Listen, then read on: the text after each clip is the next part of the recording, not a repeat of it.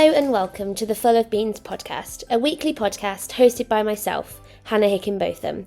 Full of Beans is here to share the unheard voices of those who are living with, supporting, researching, or working in the field of eating disorders.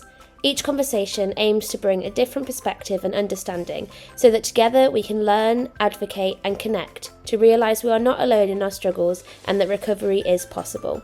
Thank you so much for tuning in, and I hope you enjoy this episode. And just a gentle reminder that these episodes are not a replacement for therapeutic support, so if you are struggling, please do reach out and know that there will always be someone there to listen. And finally, thank you to our podcast sponsor, Nightingale Hospital, for your continued support. In this week's episode, I'm joined by Alix Walker.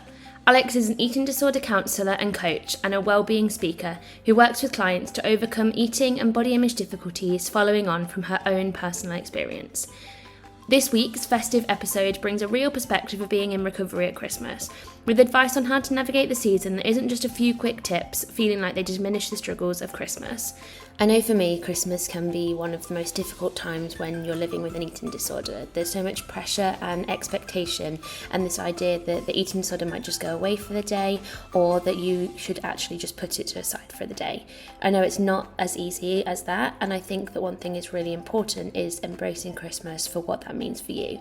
So that's exactly what Alix and I spoke about in this episode. Not making Christmas perfect, not doing everything that you think you should do, but doing what you want to do and what feels right for you in your recovery. I really hope you enjoy this episode, and happy Christmas. Welcome back to the Full of Beans podcast. Today I am joined by Alix Walker and I'm very excited, and we've got a festive special episode for you today. So thank you so much for joining me on the podcast, Alix. Thanks for having me. It's great to be here. I'm excited that it's a Christmas special.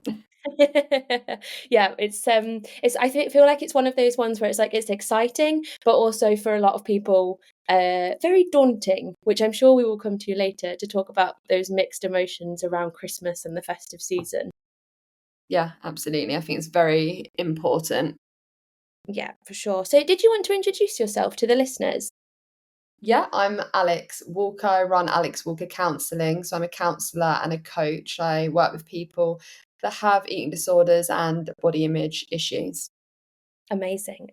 And incredible work you do as well. I know that we met on social media. You put such incredible things and insights for people on there. So I'm very excited to speak to you today.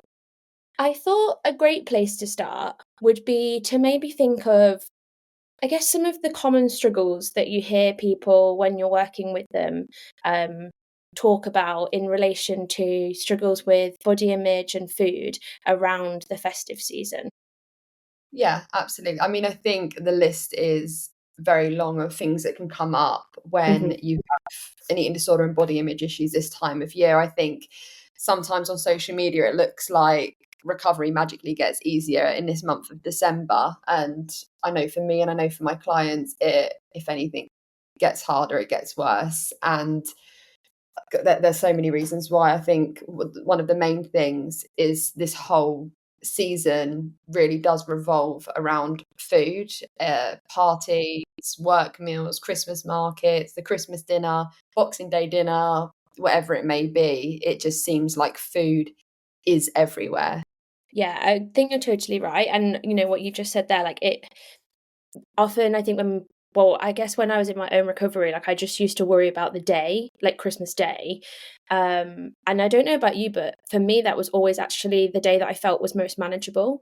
I always have a very small Christmas. So it felt like a day that, you know, there was obviously differences because there was eating at different times and eating different foods, but I was able to kind of feel supported or put in my own coping mechanisms. It's actually the weeks leading up to Christmas that I found most difficult, as you were saying there, with Christmas markets, Christmas meals, work events, social events.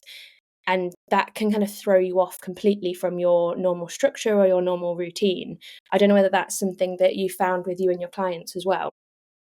Yeah, definitely. I think a lot of the chat that we have this time of year is I've got my Christmas work dinner, it's a sit down 3-course meal, I don't know what to do, I have to go. Or, you know, all my friends are having drinks and food, I don't know what to do.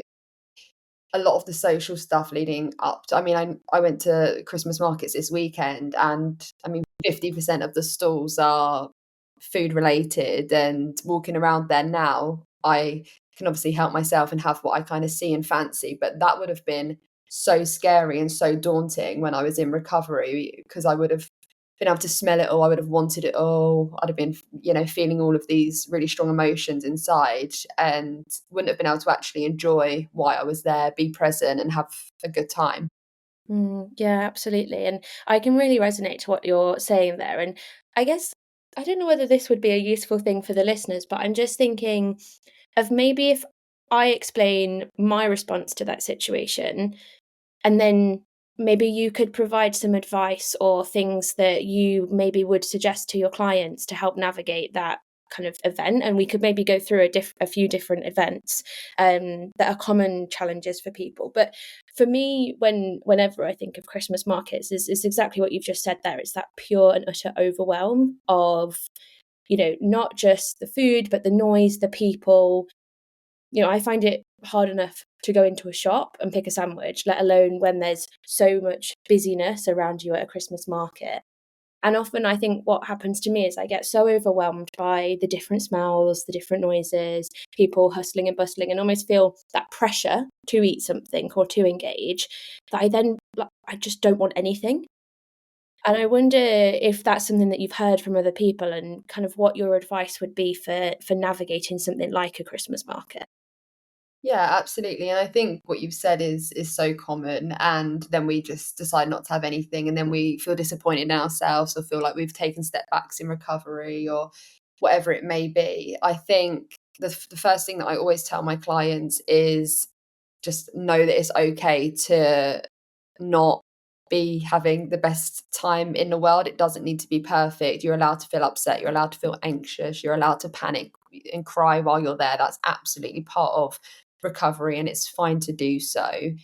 I think kind of clarity around choices, not choosing an option that is going to really make you spiral into an uncontrollable reaction.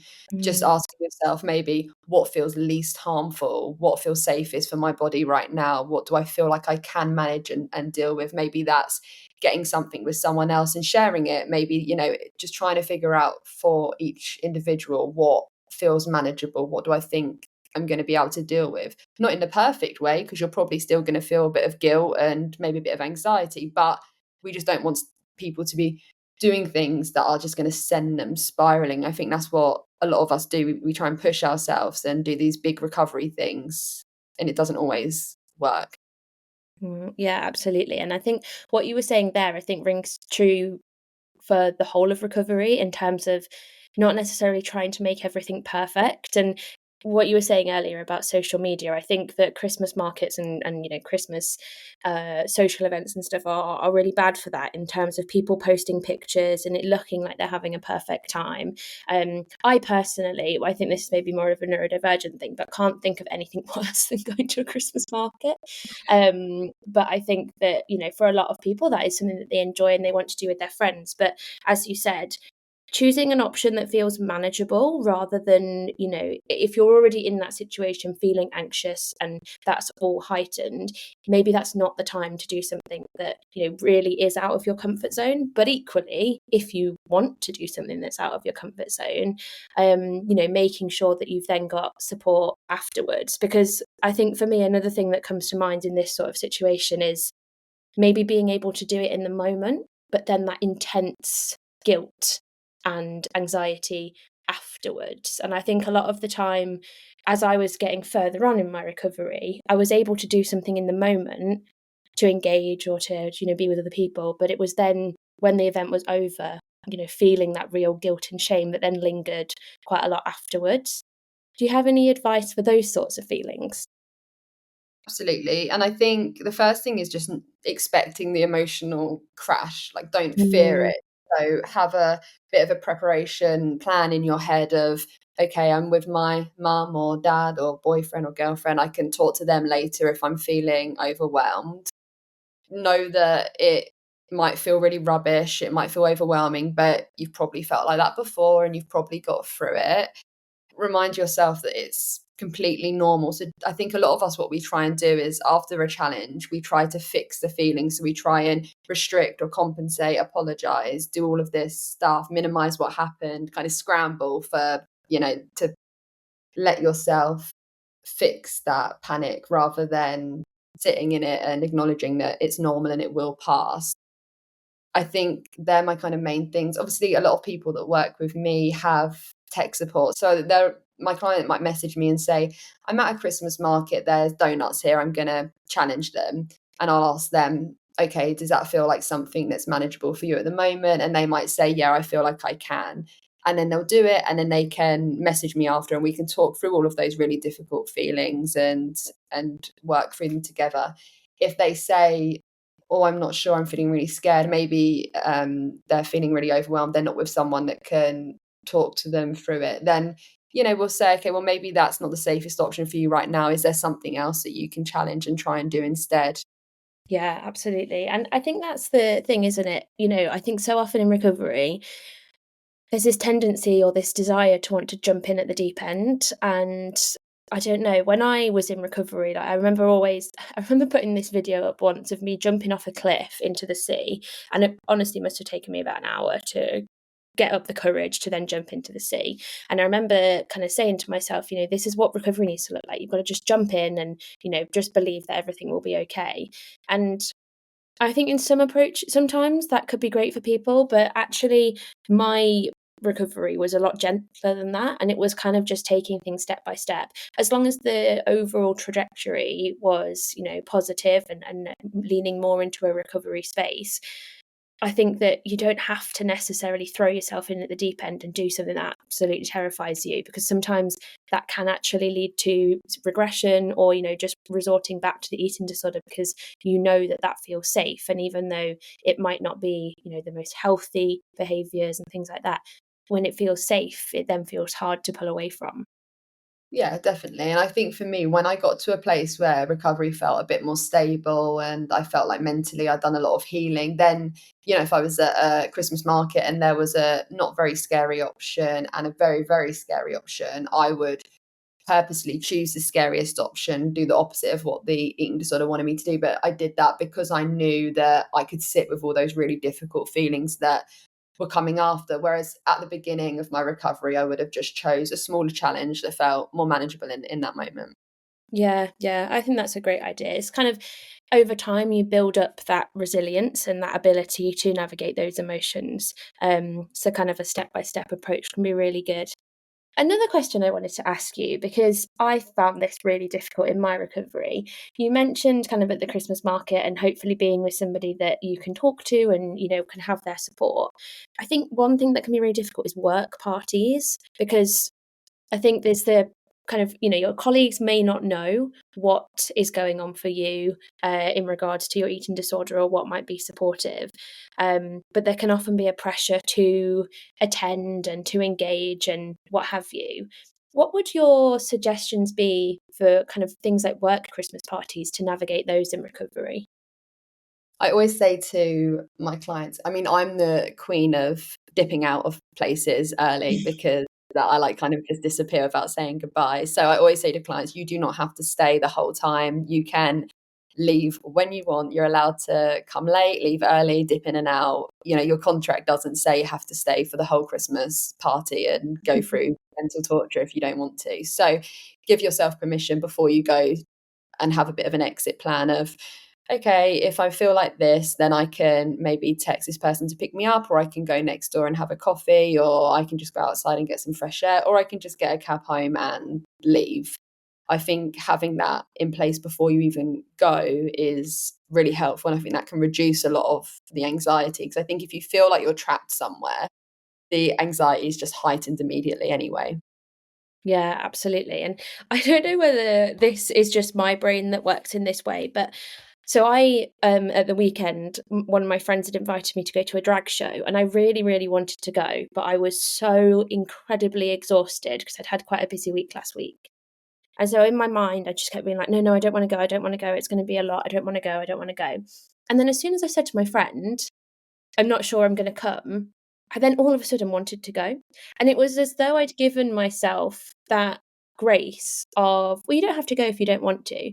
And I was then able to be like, well, the thought of not going, actually, I do really want to go. And I wonder if it's a similar thing with what you've just explained there, that if you say to yourself, go along and see how you feel, you don't have to stay for the whole thing. If you get there and you hate it, you can leave.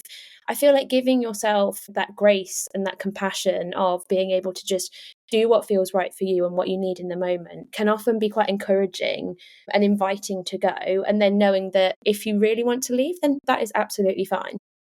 Yeah, absolutely. It reduces the anxiety. I mean, one of the other things I hear most about work parties, I think, is the conversation around food and being good and all of that kind of stuff. You've got so many different people with different relationships with food and their body image in one room. And I think a lot of comments like, I've eaten so much this week, I'm going to have a dessert and be naughty, I'm going to start going to the gym in January, all of that rubbish diet talk that can happen, I think, is something that is very, very common in the workplace in general.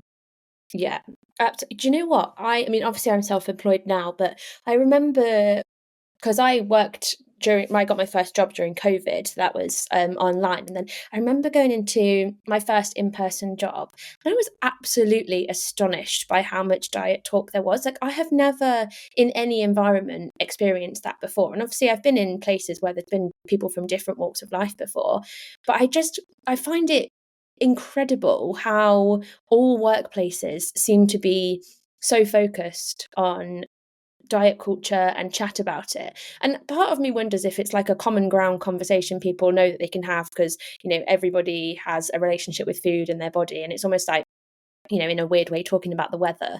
But it really shocks me how open people are to talking about dieting and stuff with their work colleagues.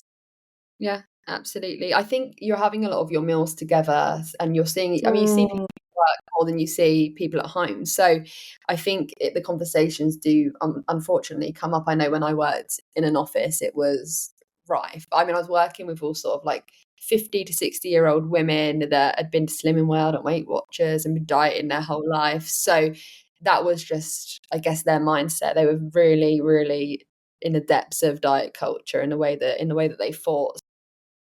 I mean, I'm luckily quite a sort of say what you think person. So I will just kind of say, I don't do diet talk, I don't want to hear this, or let's talk about something else, or I don't care that, you had that for breakfast. But I know for a lot of people, and a lot of my clients, they have a lot of people pleasing tendencies. So they find it really hard to be firm and set them boundaries in a workplace because they're worried about what people might think if they say something. And I think that's really tricky.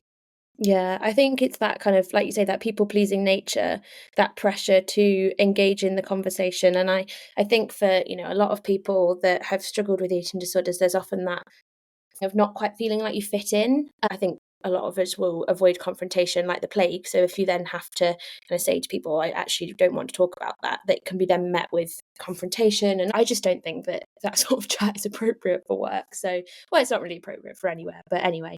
And I suppose another thing that comes to my mind when we're talking about like inappropriate conversations and Christmas is seeing relatives.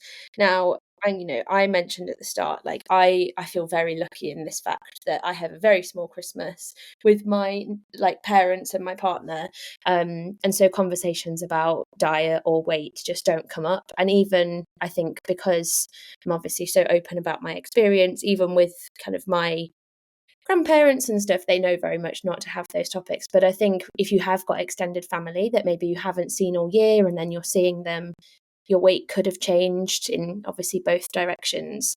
And what would your advice be for that sort of thing in terms of navigating those conversations with family members who, make comments on your weight or what you're eating? Yeah, I know a lot of my clients, we have like an older relative or family friend that is just desperate to talk about, anything body related, and they're racist and homophobic and they just want to talk about things that rile us up the whole Christmas dinner. And I think in any situation where someone is talking about something that you don't really want to be involved in, you can leave the room, of course. But if that's not possible, maybe you're sat having the dinner, you don't feel like it's appropriate to stand up and walk away, then that's where boundaries come in. That's where it's really important to be able to say, okay, thanks for talking about how many potatoes I'm eating, Granddad, but that's not very helpful for me. I don't, I'm in recovery and I'm finding it quite triggering, or I don't really want to talk about it. And I think if you feel like someone is coming around that has a tendency to trigger you or say stuff that makes you feel uncomfortable, getting someone like your mum or sibling to maybe have a conversation with them beforehand to let them know, oh, I don't know if you knew, but Hannah's in recovery at the moment, and she would just really appreciate if during your visit you didn't mention anything to do with food or body image, because it would be really upsetting for her.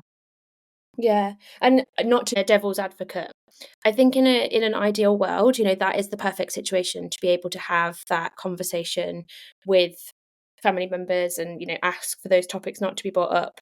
But I know in my experience that hasn't always been possible with extended family members. And then if I have said, please could we possibly not talk about this, they kind of take it as, I'm calling them out or, getting angry at them, even if you do it with the calmest tone possible. Have you ever experienced anything like that in terms of people just not really being able to relate or understand what you're saying and kind of taking it as a personal attack rather than something you're trying to do for your own mental health? Yeah, absolutely. I've got a very defensive 70-year-old man in my life who is just set on talking about things that are quite offensive to people. Mm. And he does not like to be told that he is upsetting people. And we are responsible for our own triggers. And I think sometimes if something is offending us or upsetting us that someone else says, we do sometimes have to look inwards and work on our response to that. So he still says things to me to this day, which doesn't affect me now. I just kind of roll my eyes and ignore him. But I've got a younger person in my family who does listen to what he says and does take it on board and does feel upset by it.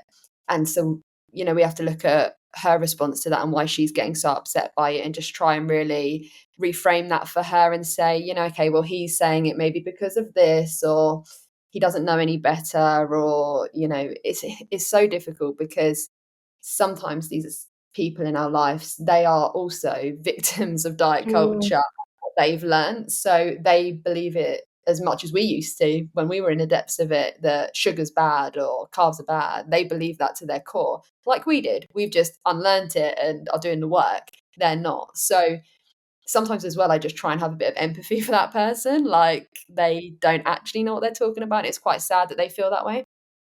I think you've absolutely knocked the nail on the head there. And I refer to it as killing with kindness. And not just in this sense, but with everything now, rather than getting angry at people or, annoyed at what they've said, I do just try to meet them with compassion. And if they are actually saying something that they're trying to be mean, like giving someone back kindness is literally the worst thing possible for that other person, because they just kind of want you to get angry as well. But I think in this sense, as you've said, meeting them with compassion and with empathy is really the best thing. And I say that all the time to my mum, because she often gets upset about, was it my fault that you had an eating disorder because I was on a diet when you were younger? And, obviously we know that eating disorders aren't as simple as that. They're not just caused by one singular thing. But I'll often say, I think unfortunately, you were raised in a household that dieting was completely normal and seen as something that women should be doing. And so was my grandma. And I remember one Christmas, my grandma saying she put like an extra potato to what she'd normally have on her plate. And she was like, oh, yes, I'm going to have an extra one, but I best run up and down the stairs a few times to burn off the calories. And I just burst out crying at the table because I was really not very well at the time. And I ran upstairs and cried, and I didn't want to come back down for the meal. And I think, looking back at that situation now, I would have probably dealt with it quite differently, but I think that's because of having years recovery under my belt.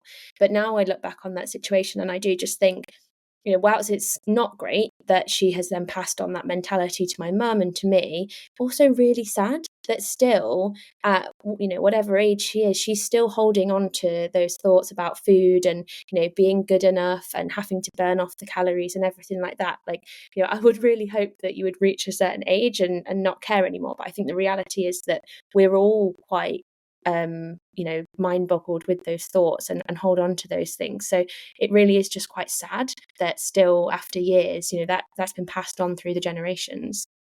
Yeah, absolutely. I think going home at Christmas and being at home at Christmas and around family at Christmas in general can be quite triggering for a lot of people. I think that's, something I hear from clients a lot is the kind of returning back to that old environment, like you said, kind of running up to the bedroom and crying. A lot of people, when they go back to their family home, see moments like that play over in their head, very triggering moments, or times when they were upset or were much sicker, whatever it may be. Maybe there's other emotional triggers like not having loved ones at the table that once were, or just a family dynamic that's really unhealthy. And I think that is also just part of Christmas and the difficulty around navigating family and that side of things. Yeah. I mean, and I suppose that's a really good point that you've just said, which I haven't really thought about. But, if you have struggled with an eating disorder and your family home was where you struggled and you now live away from home, I imagine it could be quite, traumatic experience to go back into that place and kind of be remembered of the ways that you were or the behaviors that you engaged in. Do you think that there's anything you can kind of do to make that situation a bit easier? Or I guess it's, for me, I would be thinking not to kind of suppress those emotions. But I do feel like that could be quite overwhelming.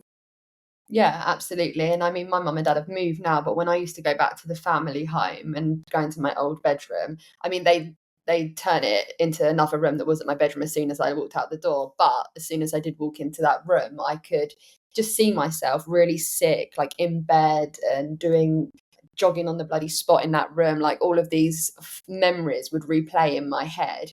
And same as when I go to my granddad's house, because my nan's not there anymore, but I would see myself like hiding in the bathroom when she was serving the cake or things like that. And now when I go to them places and I see these memories play or I have reminders, I just really try and think of how far I've come and try not to meet it with guilt or any negative feelings. I just, like any memory that carries a trigger or trauma or any kind of emotion, just try and process it in the moment, not hide from it or push it down, except that, yeah, that is really sad. Like, you never, like for me, I never ate any of the cakes my nan made, and then she passed away. So I could sit and I could kick myself and think, she never got to see you recover. You never got to eat any of her cakes. And it's so sad. And I just accept it as being that. It's a really sad memory and it's really rubbish. But she would be really proud now that I eat a lot of cake and I'm recovered and, that side of things. And I think just trying to be kind to yourself is free recovery, the most you can do, and try not to beat yourself up. Yeah. I mean, I think that's such a wonderful reflection for kind of all the situations that we've mentioned before about navigating them at Christmas. I think really meeting yourself with that compassion. And I think, Christmas is difficult for different people in different ways, but actually, being able to meet yourself with that compassion and say, this is hard right now and I'm finding this challenging. What could I do to make this easier for myself or support myself? What do I need right now? And I think, one thing for me I found very difficult over Christmas is I'm very close to my family, but I have recognized, particularly over the past few years, I do need a bit of time out. I need that space to be able to just kind of not even process things necessarily, but I think Christmas can be very overwhelming with all the activities and the pressures and the expectations. And it's actually, for me, it's been realizing it's okay to go and have some time just kind of sitting on my own and doing my own thing. And that doesn't mean that, I'm not engaging or I don't want to be there or I don't love my family. It's just that, you know, that time of year can bring up a lot of emotions from one way or the other. So I think for me, like, just communicating that to my family beforehand to say, if I do need just some time, also if you need some time, like, it's totally okay. It doesn't mean that we're kind of having a bad Christmas or that anything's wrong. It's just that this can be quite an overwhelming time of year, for loads of different reasons. Yeah, absolutely. And that expectation to be happy and jolly and having the best Christmas, and the pictures on social media of the pretty Christmas markets and the dinners and the food, it's so difficult because you are allowed to feel like shit this Christmas. You are allowed to have a really difficult December. I know for myself, I don't struggle with food anymore, but my dad's poorly and things in the family that are going on. I'm not going to have the best Christmas or the best December. Things are difficult. And that's okay. I'm allowed to go through that. You can't have a perfect December every year. It's not realistic. It's okay for it to be a bit shitty. Yeah, absolutely. And that's what I mean. There's so much going on for people, and I feel like sometimes it's as though we expect life to pause for that week of Christmas, and all the difficulties and the stresses that we have in everyday life just go away. And whilst that's, a really nice way to think about it, it's not reality. And so often I think it's kind of making Christmas the best for you right now in your situation, whatever that looks like, so that you can, have some glimmers of enjoyment, but also not have that pressure to be doing everything and be engaged in everything. And, it might not be the best Christmas you've ever had, but I often think that the Christmases where I've had the best time myself have been where it's actually been quite low key, and not all the frills and the pressure and expectation, but just kind of taking things back and kind of thinking about, what's important to me, the people I want to connect with. And sometimes that is even yourself. Yeah, absolutely. And I think a lot of people say, "Come on, it's Christmas. Like, come on, cheer up." Like, and I absolutely hate it because, like, I just want to lie on the sofa under a blanket, leave me alone. I don't want to pretend to be happy today. It's just because it's the 15th of December, I still want to lie on this sofa and not move all day. I think when we're sitting there lying on the sofa under a blanket with a film on, we're on social media, people have got the perfect outfit on, they're out at a party, they're Mhm. having drinks, they're smiling, and we feel like, oh my God, we're having the worst time. They're having the best time. But we have no idea what they're actually going through. They could be crying in the bathroom, they could be feeling lonely, they could be feeling anxious. We have no idea, but we're sitting at home beating ourselves up when we were perfectly fine doing that before we went on social media. Yeah. And do you know what? I think that the times when I feel worst in my life are the times that I'm on social media more. I remember, not specific to Christmas, but when I first went to university and was really, really ill at the time, I remember I came home and I dropped out of uni, and my friend was like, "I'm so confused because on social media you're having an amazing time." So, well, yeah, obviously I was posting those pictures because I wanted to validate that I was having a great time. And you also spend a lot more time on social media, I think, because you're always looking for that connection or that dopamine hit or whatever it is. And so you're on them or seeing people. So it's kind of like that negative cycle. But so I always think whenever people posting loads of stuff on social media, it might not actually be that they're having a great time, but they're kind of wanting that validation from others because there might be a point to prove or something. If you're having that good of a time, would you not be just engaged in the moment with, feeling connected to people that are around you? Yeah, absolutely. I completely agree with you. And I just want people to, and I say to my clients, I just want you to be able to have the best version of this festive period that you can. And if that Mm. is that you stay in and you're just watching Home Alone with your family, great. That's a great night. You don't need to be out drinking or out, at a restaurant or doing any of these things if you don't want to, if you don't feel like you can. I mean, the pressure of going out anyway. I mean, I don't drink anymore and I'm sober, but I mean, I've not drunk for like 4 years now, but still when I go out, especially this time of year, come on, have a drink. It's Christmas. No, I'm sober. Like, I don't drink, but people still put the pressure on. And I think it's the same with food. Like, come on, just have this, have one. It's Christmas. It's Christmas. It's just so much pressure. Why do you think that is, that people, if people know that you're sober? Because I can imagine that, alcohol is also a difficult thing for people navigating recovery. I know for me, that was quite a complicated thing that I had to work my way through in terms of, on the one side, worrying about calories, but on the other side, almost using it as a way to numb and to, distract from the moment. But I think that you're so right in that, people at Christmas, it's people, they love the phrase like calories don't count or whatever.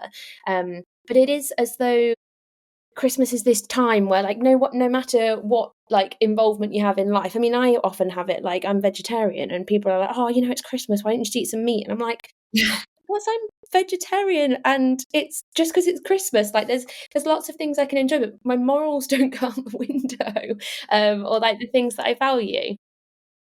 It's I think people project a lot, and I think if people aren't happy or having a good time or they're trying to force fun, like if I'm on a night out or out with people and they're really pushing me to have a drink, I don't think they're having the best time. Maybe they need everyone else around them to be really drunk and acting a bit crazy for them to feel more comfortable. I think I can have a perfectly nice, fun time without alcohol, and I don't need to.